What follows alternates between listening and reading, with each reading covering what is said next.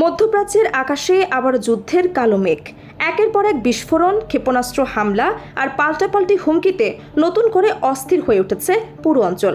আর সেই উত্তেজনার সরাসরি প্রভাব পড়েছে বিশ্ব অর্থনীতির অন্যতম গুরুত্বপূর্ণ খাত জ্বালানি বাজারে। মাত্র কয়েক ঘন্টার ব্যবধানে আন্তর্জাতিক বাজারে তেলের দাম ব্যারেল প্রতি $3 বেশি বেড়ে গেছে। বিশ্লেষকদের আশঙ্কা, পরিস্থিতি আরও খারাপ হলে বিশ্বজুড়ে জ্বালানির সংকট ও মূল্যস্ফীতির নতুন ঢেউ শুরু হতে পারে। মধ্যপ্রাচ্যের চলমান উত্তেজনা ও সরবরাহ ব্যবস্থা নিয়ে বাড়তে থাকা উদ্বেগের কারণে আন্তর্জাতিক বাজারে অপরিশোধিত তেলের দাম আবারও ঊর্ধ্বমুখী হয়েছে। বিশেষ করে ইসরায়েলের নতুন সামরিক তৎপরতা এবং ইরানের বিভিন্ন শহরে বিস্ফোরণের খবর সামনে আসার পর বিনিয়োগকারীদের মধ্যে আতঙ্ক ছড়িয়ে পড়ে। ফলে তেলের বাজারে শুরু হয় ব্যাপক কেনাবেচা। সর্বশেষ তথ্য অনুযায়ী ব্রেন্ট ক্রুড অয়েলের দাম একদিনেই $3.20 বেড়ে ব্যারেল প্রতি $96.24 পৌঁছেছে। একই সময় মার্কিন WTI অপরিশোধিত তেলের দাম বেড়েছে $2.87।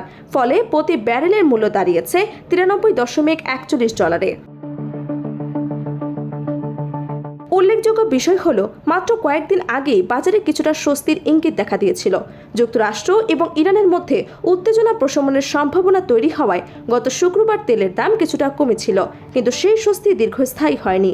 নতুন করে সংঘাতের আশঙ্কা দেখা দেওয়ায় বাজার আবারও অস্থির হয়ে উঠেছে। বিশেষ করে সোমবার ভোরে ইরানের রাজধানী তেহরান সহ তাবরিজ এবং ইস্পাহানে বিস্ফোরণের শব্দ শোনা যাওয়ার খবর পরিস্থিতিকে আরও জটিল করে তুলেছে। এসব ঘটনার পর মধ্যপ্রাচ্যের সংঘাত দ্রুত শেষ হওয়ার সম্ভাবনা নিয়ে নতুন করে প্রশ্ন উঠেছে। একই সঙ্গে বিশ্বের অন্যতম গুরুত্বপূর্ণ জ্বালানি পরিবহন রুট হরমুজ প্রণালীর নিরাপত্তা নিয়েও উদ্বেগ বেড়েছে। বিশ্বের মোট সমুদ্র পথে পরিবাহিত তেলের প্রায় 1/5 হরমুজ প্রণালী দিয়ে পরিবহন করা হয়। ফলে এই পথের যে কোনো ধরনের অচলাবস্থা বা নিরাপত্তার ঝুঁকি বিশ্ববাজারে তেলের সরবরাহকে সরাসরি প্রভাবিত করতে পারে। এদিকে রোববার ইরান ইসরায়েলের বিভিন্ন লক্ষ্যবস্তুতে ক্ষেপণাস্ত্র হামলা চালানোর পরও কূটনৈতিক সমাধানের সম্ভাবনা পুরোপুরি শেষ হয়ে যায়নি বলে দাবি করেছে যুক্তরাষ্ট্র। মার্কিন প্রেসিডেন্ট ডোনাল্ড ট্রাম্প জানিয়েছেন, বৃহত্তর সংঘাত এড়াতে এখন একটি রাজনৈতিক সমঝোতার সুযোগ রয়েছে। তিনি ইসরায়েলের প্রধানমন্ত্রী বেঞ্জামিন নেতানিয়াহুকে নতুন সামরিক অভিযান থেকে বিরত থাকার আহ্বান জানিয়েছে বলে দাবি করেন। অন্যদিকে ইরানও নিজেদের অবস্থান স্পষ্ট করেছে। দেশটি বলছে, লেবাননে যুদ্ধবিরতি কার্যকর করা এবং আঞ্চলিক স্থিতিশীলতা ফিরিয়ে আনার সম্ভাব্য যে কোনো শান্তি আলোচনার গুরুত্বপূর্ণ অংশ।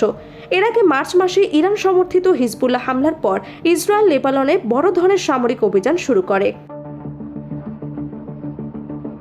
তবে যুদ্ধবিরতির সেই আশাবাদ এখন আবারও চাপের মুখে পড়েছে, কারণ নতুন উত্তেজনা পুরো অঞ্চলের নিরাপত্তা পরিস্থিতিকে অনিশ্চিত করে তুলেছে। এদিকে বাজারের সরবরাহ সংকট মোকাবিলার লক্ষ্যে ওপেক প্লাস জোট রোববার টানা চতুর্থবারের মতো তেল উৎপাদন বাড়ানোর সিদ্ধান্ত নিয়েছে। কিন্তু বিশ্লেষকদের অনেকে মনে করেন, বর্তমান পরিস্থিতিতে এই সিদ্ধান্তের প্রভাব খুব একটা কার্যকর হবে না।